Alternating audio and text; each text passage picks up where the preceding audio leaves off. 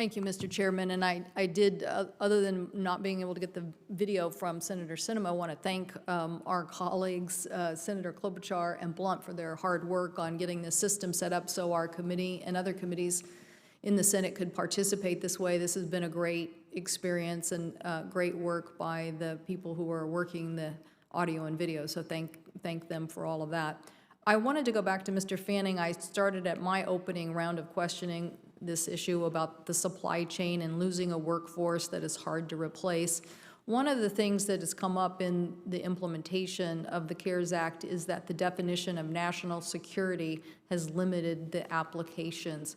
I think for all of us who have been thinking about these issues for some time, we think of lots of things as part of national security. We didn't specifically mean you actually are producing X number of product for, as a defense contract.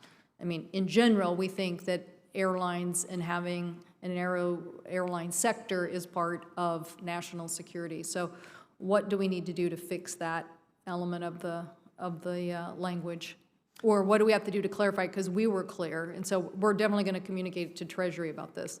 Well, I think, thank you for that question. There were a number of issues that probably precluded companies from accessing that money. The rules came out rather late on that one, later than most, and companies were only given a week to apply. That caused some problems, but I think the main problem is what you highlighted. It was a very narrow definition of national security. It was what they call, rather wonky, a DX designation, which really limited it very severely and left out a lot of companies that anybody would argue are doing national security work. But DOD and Treasury are working on that right now and refining that definition. So I think we'll make some progress on that and make those funds available to a larger pool of companies that are very clearly doing national security work. So if you're part of the supply chain for commercial aviation, should that be part of the national defense? I think so, absolutely. The supply chain is shared, and a lot of companies want a foot in both sides as a risk mitigator, and that's important. It's great, but we are worried about the impact on the commercial side, what the commercial side might have on the national security side. And so I don't think that you should require a company to be doing 100% national security to have them be critical as a part of the defense industrial base. Thank you. And what do we do about the health care? Do you support us doing something to help further the health care of laid off aerospace manufacturing workers in this time period? I do, and a number of our companies, we're first and foremost focused on not losing the workforce for all the reasons you mentioned in your question. But when it comes to that, many of the companies are extending benefits, giving extended periods for the benefits. But we would look for some help to help those people who no longer have their jobs as a result of this pandemic. The market is contracting, and we're looking for ways to ride through that, but it's going to be a difficult journey. And can you just explain that a little bit more? Because I think people think, well, of course people would want to go back to aerospace.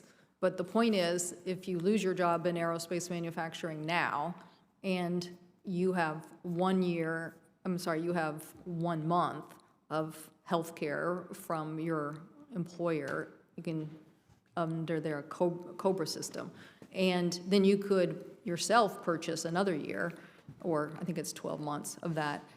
But do you have the $2,000 or whatever the benefit is to purchase that?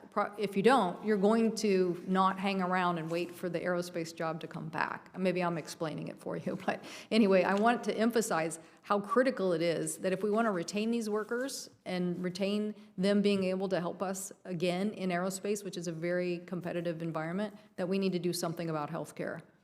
Absolutely. I think you got most of it. These are highly sought after workers. And if we can't keep them employed in the aerospace industry, others will want to come after them, obviously. They're highly skilled, they're highly trained, and other industries that might be able to ramp up faster than we would be attractive and have jobs available, perhaps. On the defense side of our industry, for example, some of the companies are hiring through this. So there are places out there that are hiring, and we want to make sure we retain that workforce because this is an industry that is an important economic driver for the country in many ways. It's leveraged in terms of the economic activity that it engenders, but it also is an important part of our global competitiveness. Thank you. If I could, Mr. Chairman, just quickly, Dr. Godwin, would you give us your response about the temperature issue? I went to China, I think maybe 10 years ago, after H1N1 and was tested before I could be let into the country. Where do you think temperature checks play into the equation of aviation, even if it's on the international arrival side? I think that, temperature checks, again, coming back to this concept of a net, we want to have a bunch of different reinforcements. It's not like one thing is going to be key to protecting people. And the temperature checks are a way to identify those people who are really active cases of either COVID-19 or some other infectious disease. So it's a great way to identify probably some really high-risk people. What we've seen with this disease, though, is that not everyone runs a temperature. And there are people who are asymptomatic who are still transmitting. So it's one piece of the puzzle, but perhaps not, it should only be one part of what we're doing. It's not a quick fix. I would also like to say really basic things like hand washing are super effective. So we want to make sure that we're providing people with opportunities to keep themselves safe as well.